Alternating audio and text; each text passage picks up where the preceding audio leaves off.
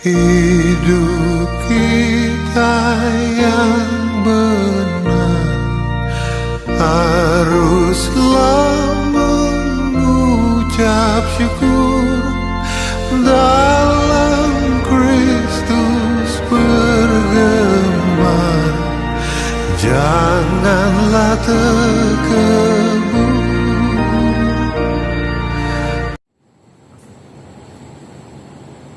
Shalom, selamat hari Minggu bagi kita semua. Kita mulai kebaktian kita pada hari ini, Minggu 15 setelah Trinitatis. Kita bernyanyi dari buku ND nomor 116 ayat 1 di Topaku 2.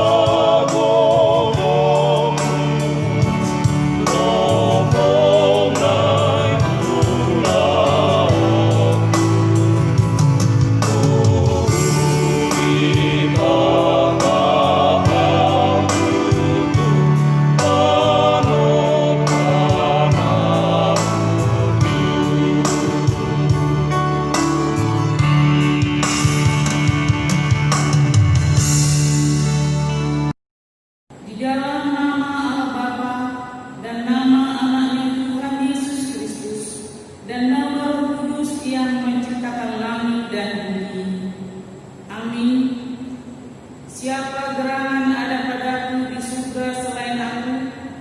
Selain Engkau tidak ada yang kuingini di bumi. Sekalipun dagingku dan hatiku harus lenyap, gunung batuku dan bagianku tetaplah Allah selama-lamanya. Haleluya.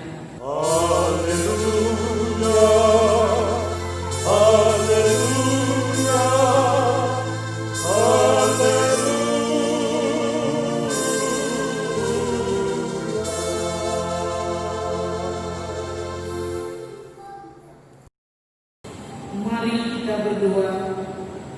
Ya Tuhan Allah, Bapa kami yang di surga, kami memohon kepadamu, berilah Roh-Mu yang kudus ke dalam hati kami, dan biarlah kasih dan kebenaran yang dikerjakan oleh anak-Mu Yesus Tuhan kami tinggal tetap di dalam hati kami.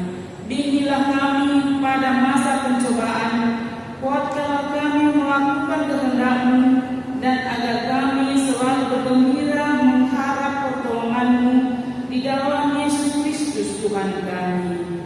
Amin. Kita bernyanyi dari Kidung Jemaat nomor 2 ayat 4. Suci, suci, suci.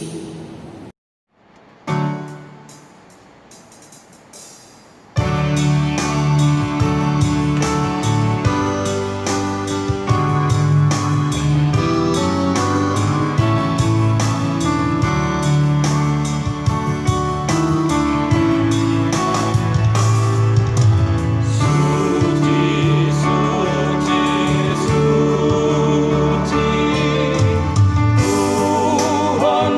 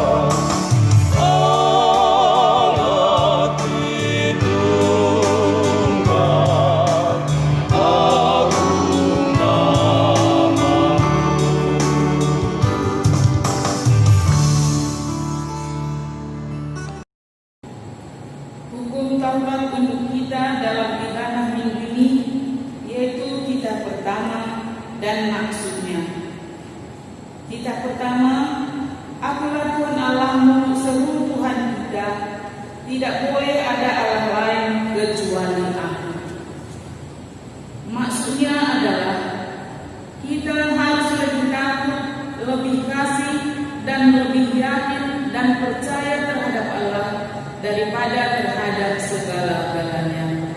Demikian untuk Tuhan, marilah kita memohon kekuatan untuk melakukannya. Ya Tuhan Allah, kuatkanlah kami untuk melakukan yang sesuai dengan hukum-Mu. Amin. Kita bernyanyi dari buku Enden nomor 172 ayat 1, O Yesus Panunda.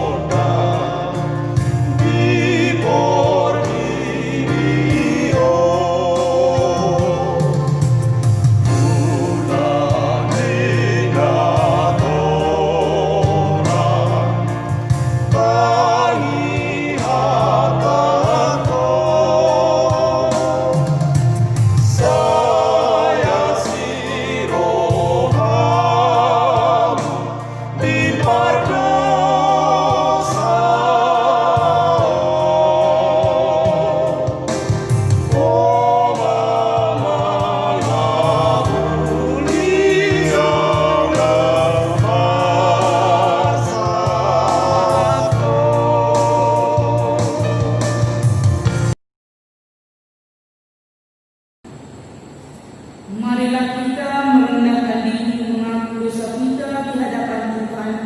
Kita berdoa. Ya Allah Bapa kami yang di surga, Engkau Maha Murah, kasih-Mu kekal selama-lamanya. Kami datang ke hadapan-Mu mengaku dan memohon keampunan segala dosa dan kesalahan kami. Tataplah kami dengan berkat kasih-Mu, serta ampunilah dosa kami di dalam penebusan anak-Mu Tuhan Yesus Kristus Juru Selamat kami. Amin. Demi Tuhan tentang pengampunan dosa kita. Sebab biarpun gunung-gunung beranjak dan bukit-bukit bergoyang, tetapi kasih setia-Mu tidak akan beranjak daripada-Mu, dan perjanjian damai-Ku tidak akan bergoyang. Firman Tuhan yang mengasihani Engkau. Kemuliaan bagi Allah di tempat yang maha tinggi. Amin. Kita bernyanyi dari jemaat nomor 10 ayat 2, Pujilah Tuhan Sang Raja.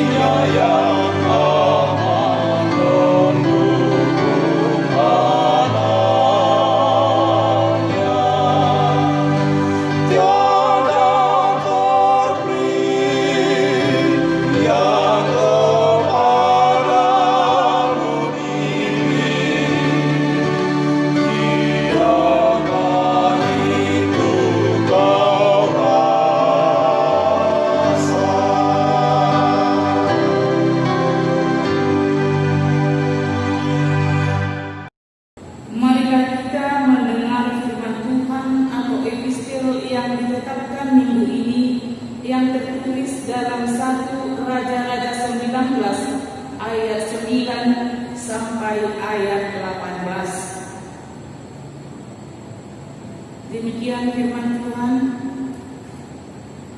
Di sana masuklah ia ke dalam sebuah gua dan bermalam di situ. Maka firman Tuhan datang kepadanya, demikian, apakah kerjamu di sini, hai Elia? Jawabnya, aku bekerja segiat-giatnya bagi Tuhan Allah semesta alam, karena orang Israel meninggalkan perjanjianmu, meruntuhkan mesbah-mesbahmu, dan membunuh nabi-nabimu dengan pedang. Hanya aku seorang dirilah yang masih hidup, dan mereka ingin mencabut nyawaku. Lalu firman-Nya, keluarlah dan berdiri di atas gunung itu di hadapan Tuhan. Maka Tuhan lalu angin besar dan kuat yang membelah gunung-gunung dan memecahkan bukit-bukit batu mendahului Tuhan. Tetapi tidak ada Tuhan dalam angin itu. Dan sesudah angin itu datanglah gempa. Tetapi tidak ada Tuhan dalam gempa itu. Dan sesudah gempa itu datanglah api. Tetapi tidak ada Tuhan dalam api itu.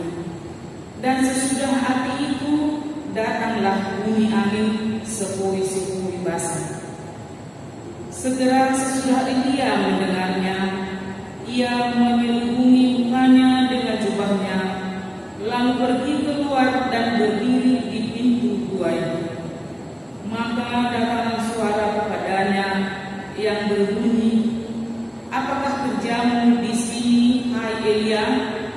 Jawabnya, aku bekerja segiat-giatnya bagi Tuhan Allah semesta alam, karena orang Israel menginginkan perjanjianmu, meruntuhkan mesbah-mesbahmu, dan membunuh nabi-nabimu dengan pedang. Hanya aku seorang dirilah yang masih hidup, dan mereka ingin mencabut nyawaku. Firman Tuhan kepadanya, pergilah kembali ke jalanmu melalui padang gurun ke Damsyik, dan setelah engkau sampai, engkau harus mengurapi Hazael menjadi raja atas Aram. Juga Yehu cucu Nimsi haruslah kau urapi menjadi raja atas Israel. Dan Elia bin Safat dari Ebel Mehola harus kau urapi menjadi nabi menggantikan engkau. Maka siapa yang terluput dari pedang Hazael akan dibunuh oleh Yehu, dan siapa terluput dari pedang Yehu akan dibunuh oleh Elia. Tetapi aku akan meninggalkan 7.000 orang di Israel, yakni semua orang yang tidak sujud menyembah Baal dan yang mulutnya tidak mencium dia. Demikian firman Tuhan. Berbahagialah orang yang mendengar firman Allah serta memeliharanya. Amin. Kita bernyanyi dari buku Enden nomor 763 ayat 1. Mulut Yesus dengan mi las roham.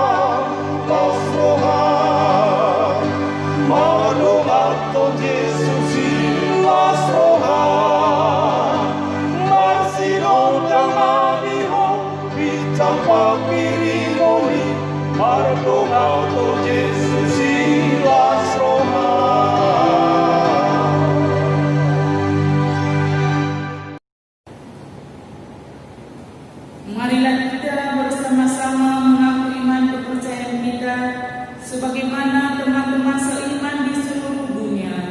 Kita bersama-sama mengucapkannya. Aku percaya kepada Allah Bapa yang Maha Kuasa, Khalil langit dan bumi.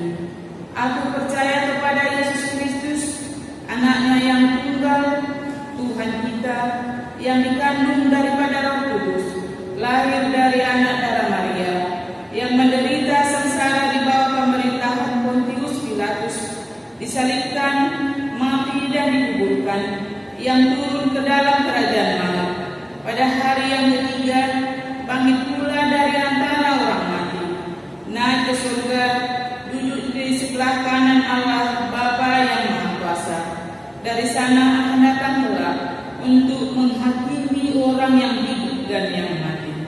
Aku percaya kepada Roh Kudus dan adanya satu gereja yang kudus, persekutuan orang kudus, pengampunan dosa, kebangkitan dari dan hidup yang kekal.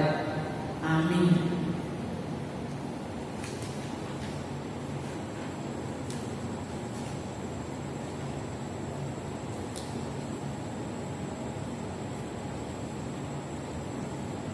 Kita dengar warta jemaat. Yang pertama, jemaat pindah. Mulai minggu hari ini telah pindah gereja anggota jemaat gereja kita, yaitu keluarga Bapak GT Turnip, Ibu Rosmauli Bortambunan, ke HKBP Lawe Sigala-Gala, Resort Lawe Sigala-Gala. Selama ini mereka tinggal di perumahan Kodam, masuk di Kodam. Yang kedua, himbauan dan pemberitahuan. Melihat perkembangan wabah COVID-19 yang jumlahnya yang masih terus bertambah sampai saat ini, khususnya di wilayah kita Sumatera Utara, maka pelaksanaan ibadah minggu di rumah masing-masing masih kita perpanjang. Namun gereja kita melalui rapat Parhalado juga telah membicarakan dan mempersiapkan panduan protokol kesehatan yang perlu untuk memulai kembali ibadah di gereja, yang akan disosialisasikan kepada seluruh jemaat HKBP Cinta Damai Resort Medan. Yang ketiga, celengan Pesta Kutilon. Sesuai dengan program kuliah tahun 2020 yang telah membagikan celengan kepada jemaat sebagai persembahan Pesta Kutilon, kami menghimbau dan mengingatkan seluruh jemaat supaya ingat untuk mengisi celengan dan memberikan yang terbaik untuk mendukung program pelayanan gereja kita pada Pesta Kutilon di bulan Oktober 2020. Yang keempat, pengumpulan persembahan. Pengumpulan persembahan dapat diserahkan kepada siswawi masing-masing atau dapat juga mengirimkannya melalui rekening gereja kita dengan mengirimkan bukti transfer kepada siswawi, baik itu persembahan ibadah keluarga setiap minggu maupun persembahan bulanan. Demikian warta jemaat. Kita bernyanyi dari buku Ende nomor 30 ayat 1, Yesus lekon hatoran.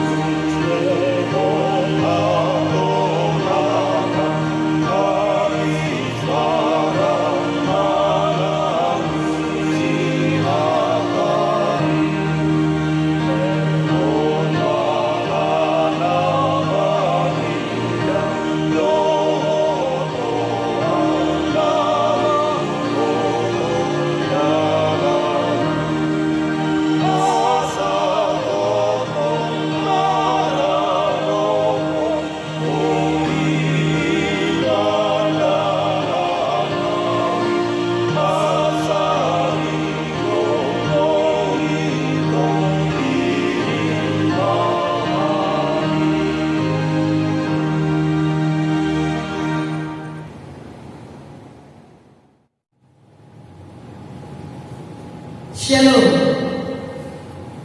Firman Tuhan yang menjadi khotbah bagi kita pada minggu ini tertulis dalam Lukas 17 ayat 26 sampai dengan ayatnya yang ke-37. Mari kita sama-sama mendengarkan firman Tuhan yang disampaikan bagi kita semua.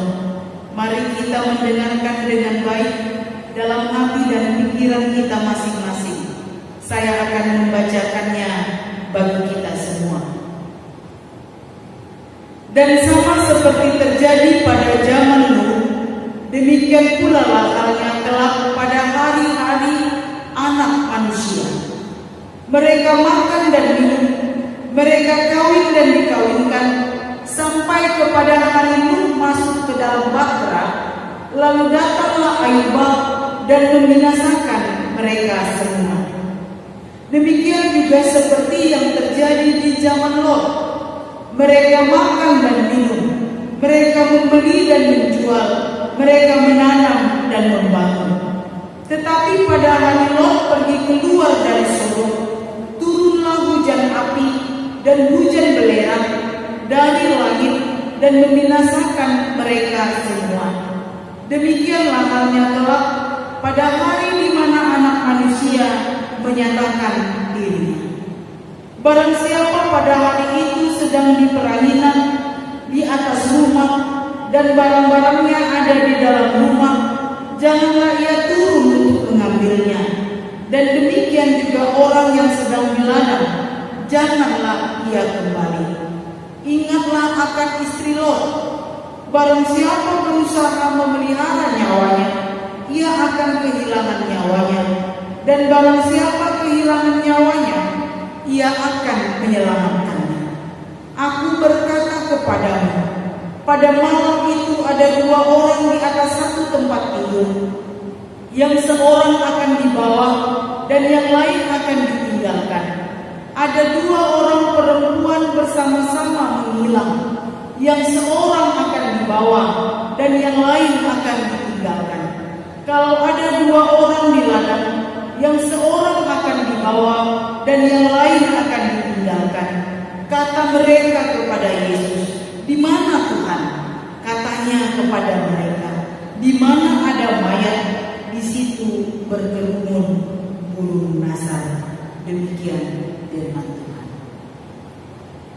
Bapak Ibu saudara-saudari yang terkasih di dalam Tuhan kita Yesus Kristus, perkembangan kemajuan ilmu pengetahuan dan teknologi memberikan banyak kemudahan bagi kehidupan banyak orang sekarang ini.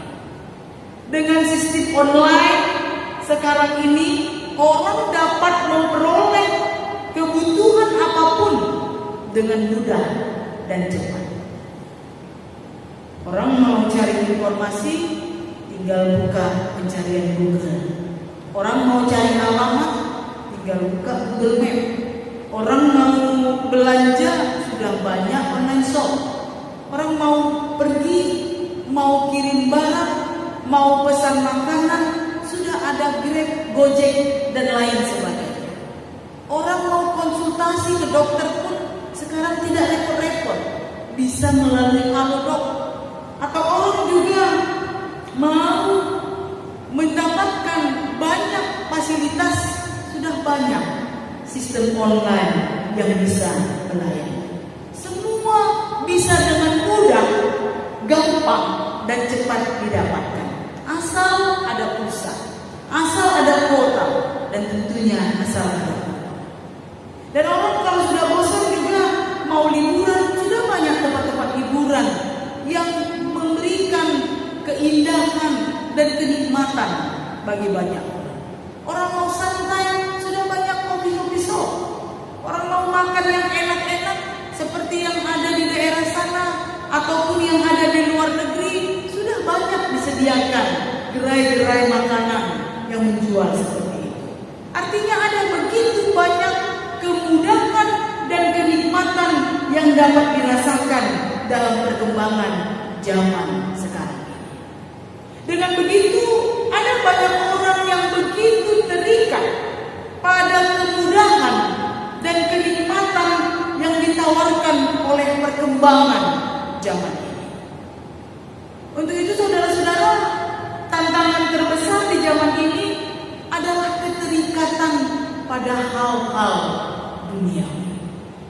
Hal duniawi telah dianggap merupakan prioritas hidup manusia.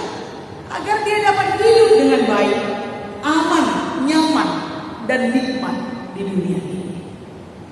Tapi hati-hati, nikmat hidup dunia ini tidak selamanya membawa kebahagiaan. Bahkan justru yang banyak terjadi di dalam kehidupan kita kebalikan daripada kata-kata. Kalau dulu ada kata-kata yang mengatakan sengsara membawa nikmat, tetapi bisa jadi kenikmatan di dunia ini justru nikmat membawa sengsara dalam kehidupan kita. Dan kita tentu juga masih ingat apa yang dikatakan oleh khotbah kita pada minggu yang lalu, yaitu dari segala apa yang dikerjakan, dilakukan, diusahakan, diupayakan, didirikan, ditanam, digali, dicari, dibeli oleh manusia untuk memiliki dan mengumpulkan segala harta, kekayaan agar dia menjadi besar dan memiliki kebesaran dunia ini, bahkan lebih besar dari siapapun. Namun sesudah segala sesuatunya dimiliki dan dikumpulkan, maka diberikan kesimpulan oleh pengkhotbah, dikatakan kenikmatan duniawi adalah kesia-siaan. Lihatlah, katanya, segala sesuatunya adalah kesia-siaan. Usaha menjadi angin dan tidak ada keuntungan, katanya, di bawah matahari. Bapak Ibu saudara-saudari yang terkasih, rutinitas, kenikmatan, dan kebiasaan hidup yang kita jalani di dunia ini dapat membuat kita terlena dan lupa kepada apa yang paling berharga di dalam kehidupan kita yang sesungguhnya. Apa itu? Yaitu keselamatan di dalam Tuhan. Khotbah kita pada hari ini mau mengajarkan kepada kita untuk memilih apa yang berharga dan yang kekal, yang harus kita cari, kita kejar, dan kita perjuangkan dalam kehidupan kita. Tidak hanya mengejar kenikmatan dunia yang sementara sifatnya, tetapi keselamatan yang paling berharga dalam kehidupan orang percaya. Saudara-saudara, melalui khotbah ini Yesus mau mengingatkan bahwa manusia bisa begitu sibuk dengan segala rutinitas kehidupannya, dengan segala urusan keluarga, dengan kehidupan sosial, dengan bisnis tanpa melibatkan Tuhan.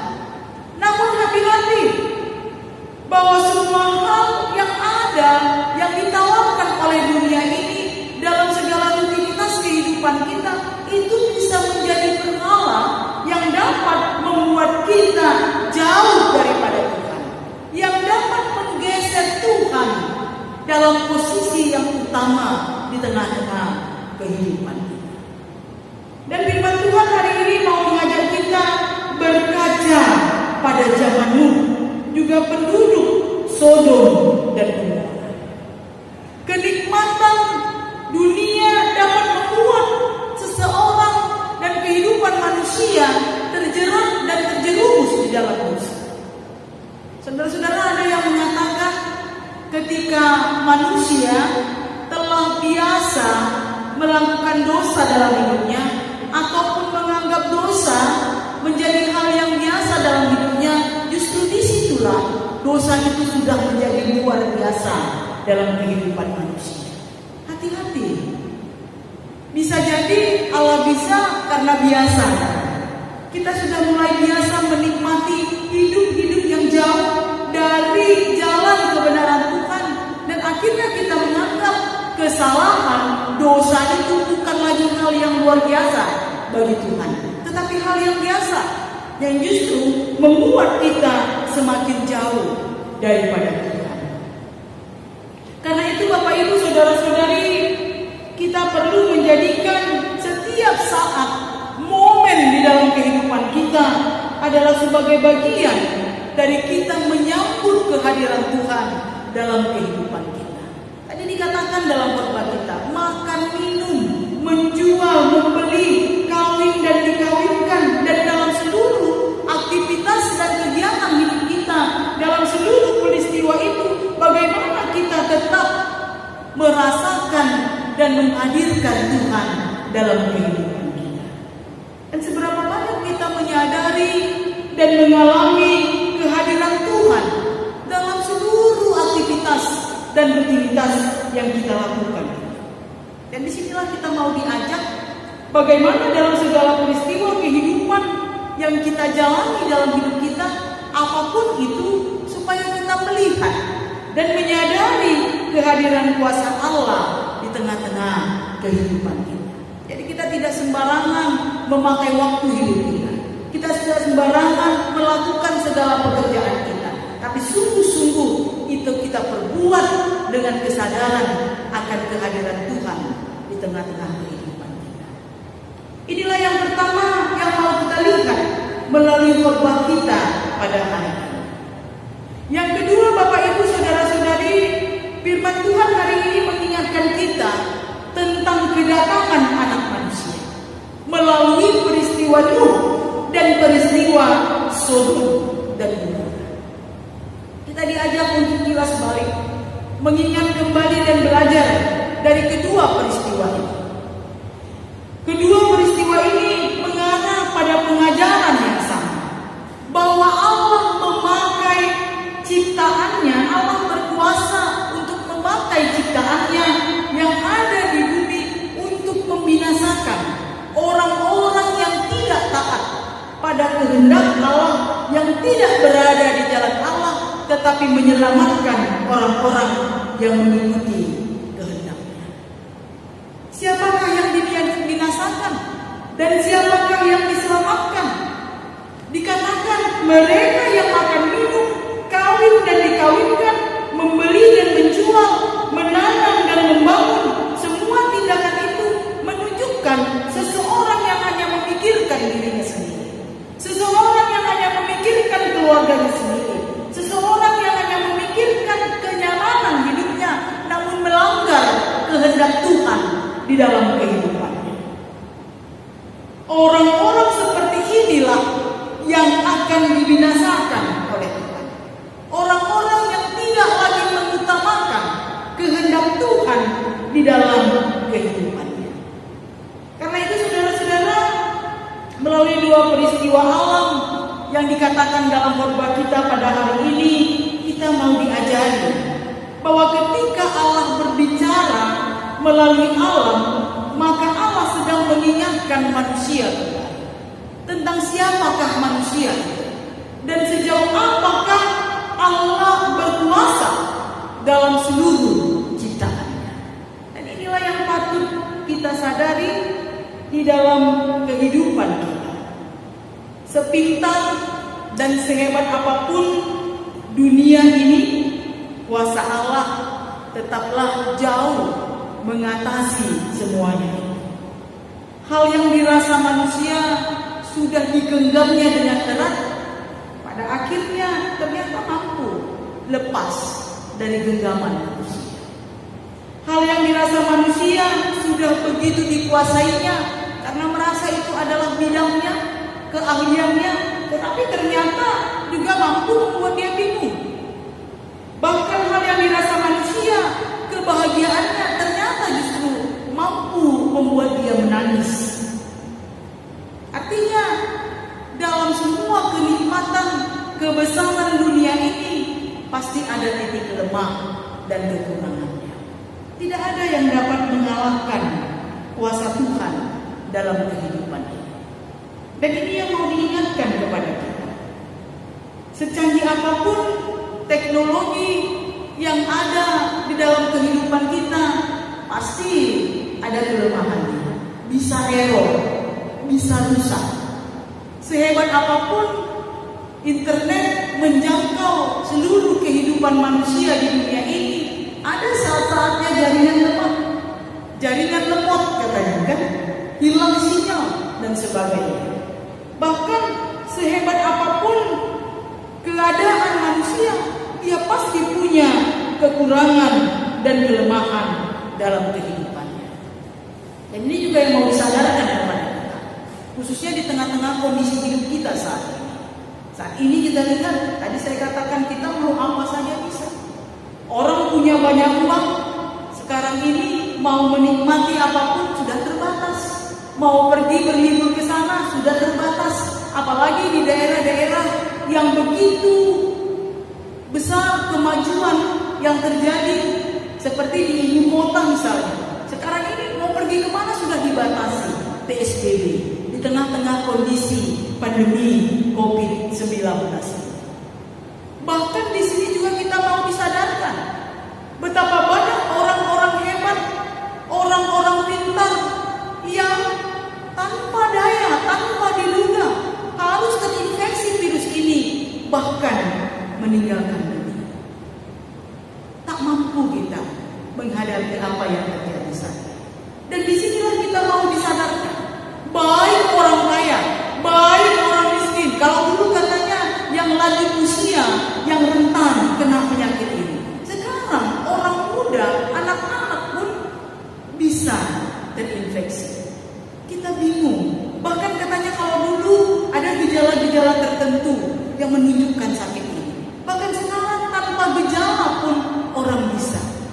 Kita tidak bisa berpikir, kita tidak bisa menyelami apa yang terjadi dalam kehidupan kita. Dan disinilah mau ditunjukkan kepada kita betapa dalam seluruh kebesaran, kehebatan dunia ini pasti ada kelemahan dan kekurangan. Dan betapa kita rapuh dibanding dengan kuasa Allah yang besar di tengah-tengah kehidupan kita. Dan inilah yang mau diingatkan kepada kita, supaya kita ingat akan siapa kita dan bagaimana kuasa Allah dalam seluruh kehidupan kita. Saudara-saudara, melalui khotbah kita pada hari ini kita melihat bahwa karena percaya maka Nuh luput dari kebinasaan. Sedangkan pada zaman Lot, karena ketidaktaatan maka Sodom dan Gomora di bumi hanguskan, tetapi Lot diselamatkan.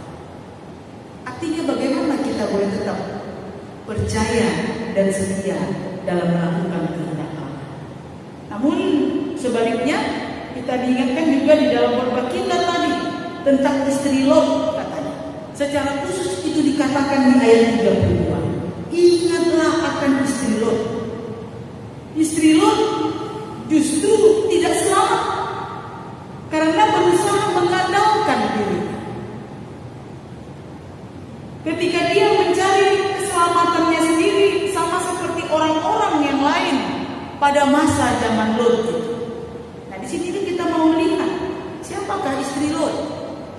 Istri Lot seseorang yang kurang bersyukur atas kuasa dan kasih Tuhan. Seseorang yang terikat dengan harta.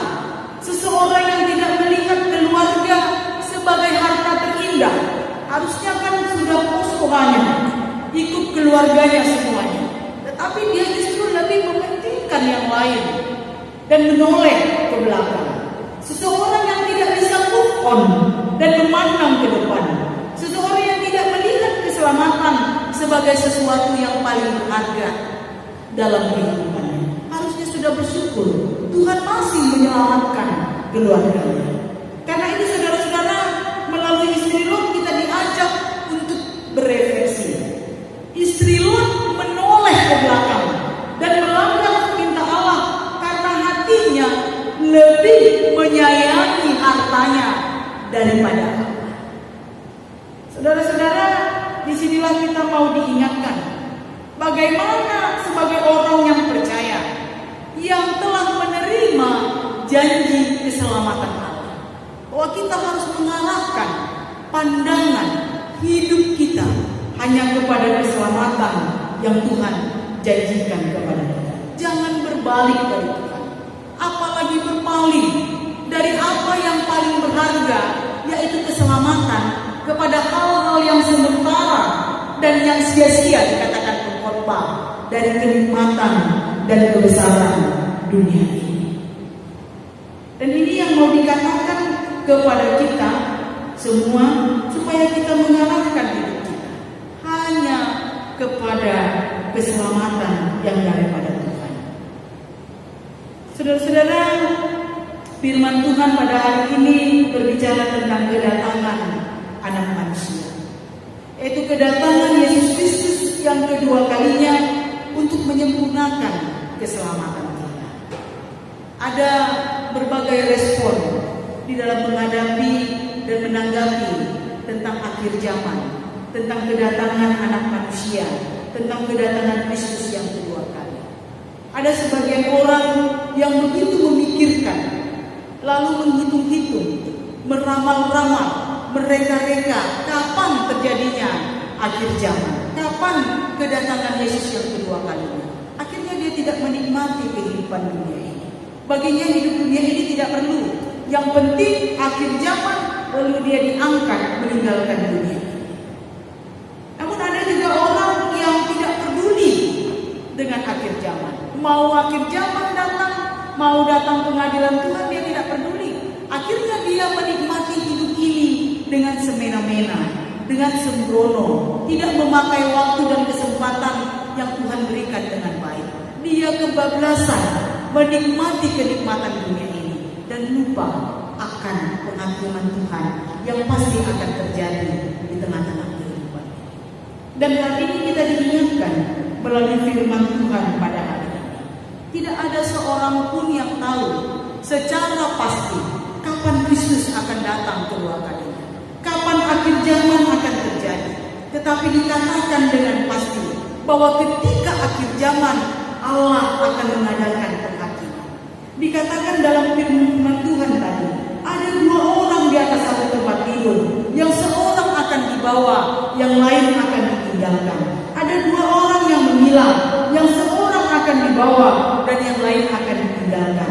Ada dua orang di ladang, yang seorang akan dibawa dan yang lain akan ditinggalkan. Artinya pada akhir zaman kedatangan Kristus kedua kalinya pasti ada penghakiman yang dilakukan oleh Allah bagi orang yang sungguh-sungguh percaya dan bagi orang yang sudah lari dari jalan kebenaran Tuhan. Kita tidak tahu kapan waktunya, tetapi yang harus kita lakukan adalah bagaimana kita selalu siap sedia setiap waktu dan setiap saat setia melakukan kehendak Tuhan dalam hidup kita sehari-hari, selagi kita masih diberi waktu dan kesempatan oleh Tuhan. Kita sudah siap ketika tiba waktunya Tuhan memanggil kita. Tuhan melihat seluruh kehidupan kita dan memberikan keputusan apakah kita akan dibawa atau kita justru akan ditinggalkan. Karena itu mari kita hidup di dalam keselamatan yang sudah Tuhan berikan bagi kita melalui Yesus Kristus Tuhan kita, dan kita tetap setia dan percaya kepada Tuhan sampai pada akhirnya. Amin. Kita berdoa. Kami bersyukur untuk kebaikan Tuhan yang senantiasa Tuhan limpahkan dalam hidup kami. Begitu juga dengan tuntunan kasih Tuhan bagi hidup kami, yang mengajari kami, menuntun kami selalu agar kami tidak lari dari jalan kebenaran-Mu, terlebih lari dari keselamatan yang Tuhan janjikan bagi setiap orang yang sungguh-sungguh setia dan percaya kepada Yesus Kristus. Dan itu yang Engkau katakan juga Tuhan kepada kami melalui firman Tuhan yang sudah sama-sama kami dengarkan pada saat ini. Bagaimana kami hidup sebagai orang yang percaya dalam menantikan kedatangan Yesus Kristus, Tuhan dan Juru Selamat kami, di dalam menyempurnakan keselamatan yang sudah kami terima di tengah-tengah kehidupan kami di dunia ini.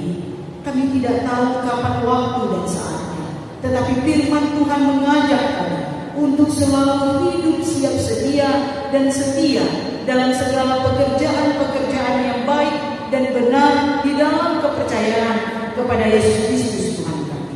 Karena itu ajari kami Tuhan untuk dapat melakukan firman-Mu ini dalam kehidupan kami masing-masing, supaya kami tidak berpaling daripada Tuhan, apalagi mengarahkan hidup dan tujuan hidup kami kepada kenikmatan dunia ini, tetapi mengabaikan hidup yang kekal yang Tuhan janjikan bagi setiap orang yang percaya.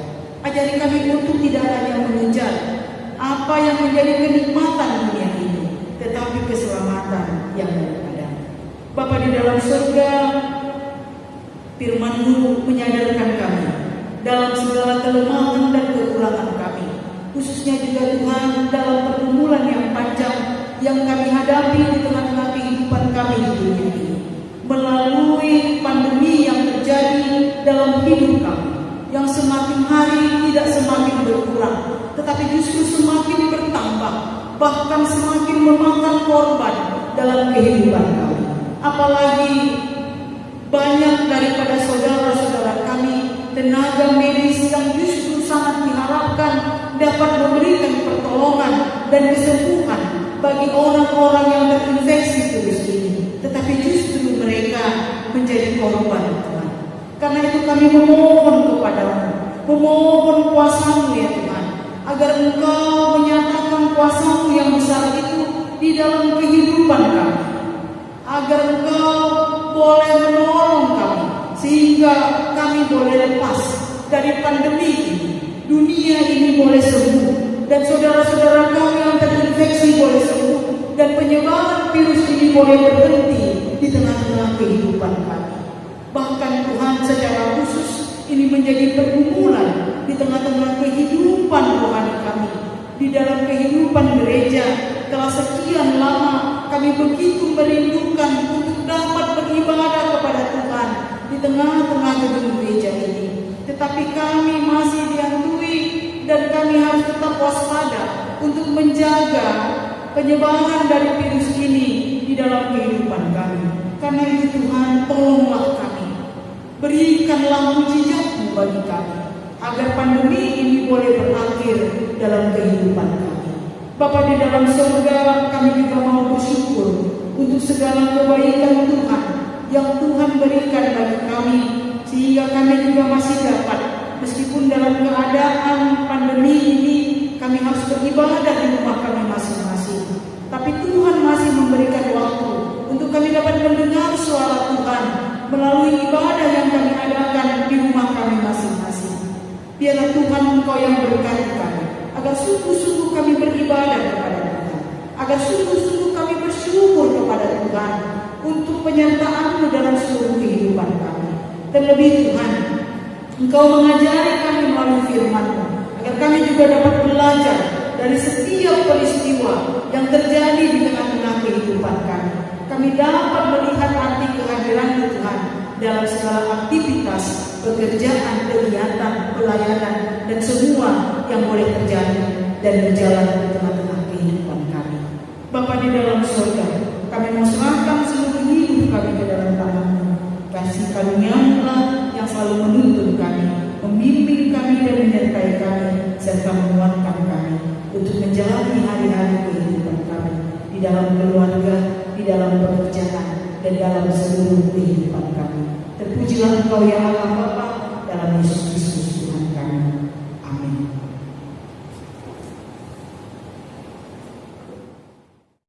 Kita memuji kuasa Tuhan yang besar dalam kehidupan kita. Kita bernyanyi dari Kidung Jemaat nomor 29 ayat 1 dan 5, dan kita berikan persembahan yang terbaik bagi Tuhan.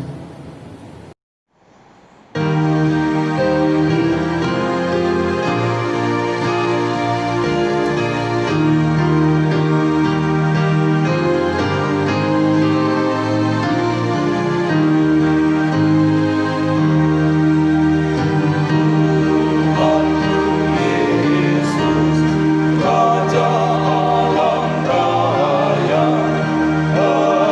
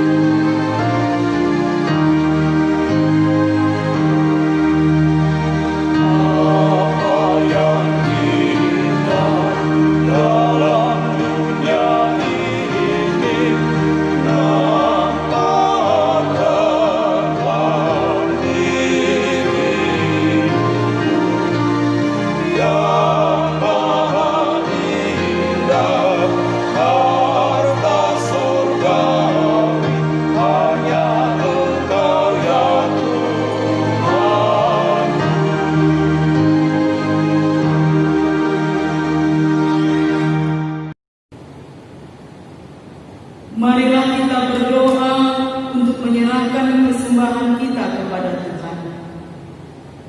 Ya Allah Bapa kami yang di sorga, kami mengaku bahwa Tuhan adalah sumber dari segala karunia yang melimpah dalam kehidupan kami masing-masing.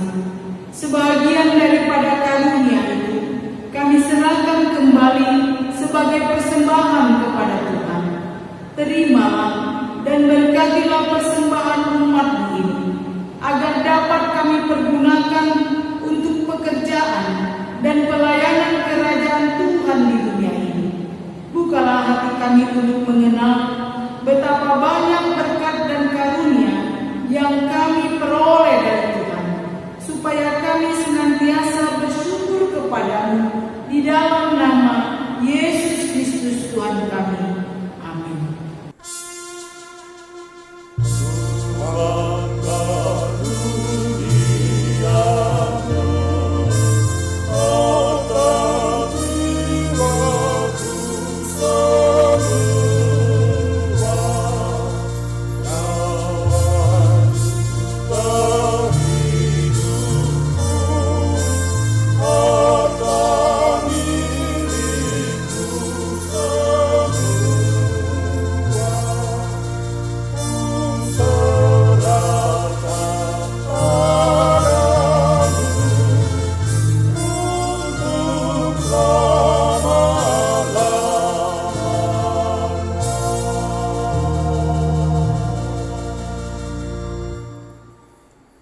Bapa kami yang di surga, dikuduskanlah nama-Mu, datanglah kerajaan-Mu, jadilah kehendak-Mu di bumi seperti di surga. Berilah kami pada hari ini makanan kami yang secukupnya, dan ampunilah kami akan kesalahan kami, seperti kami juga telah mengampuni orang yang bersalah kepada kami. Dan janganlah membawa kami ke dalam pencobaan, tetapi lepaskanlah kami daripada yang jahat.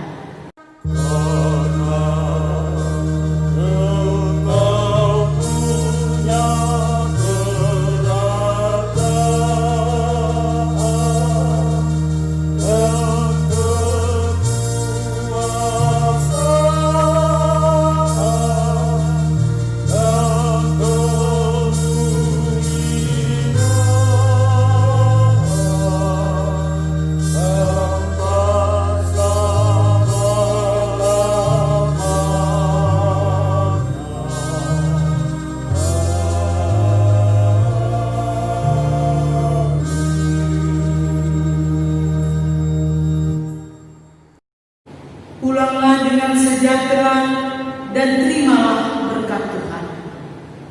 Tuhan memberkati engkau dan melindungi engkau.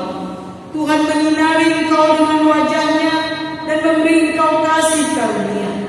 Tuhan menghadapkan wajah-Nya kepadamu dan memberi engkau damai sejahtera.